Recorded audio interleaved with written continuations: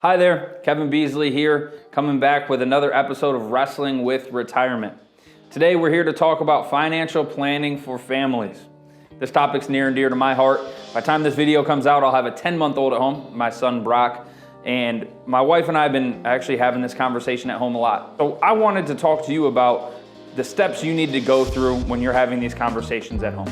Number one, setting up goals. Or setting goals or things that you want to accomplish for your family's financial planning. So is it funding education?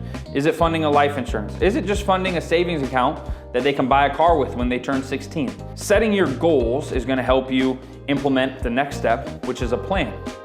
Now that you have set the goals that you want to accomplish, you can start to plan how much you can save each month or each quarter or each year to set aside for each of these goals. And then finally, understanding the options you have to save for each of these goals. Just to give you some food for thought or something to chew on as we move forward in this financial planning for families piece, there's education savings plan. What we're doing for my son is a 529, but there's lots of different educational savings plans. Life insurance. My son also has a life insurance policy, so understanding all of the different options you have for life insurance and how you can use it as a savings vehicle for your children or your families is important.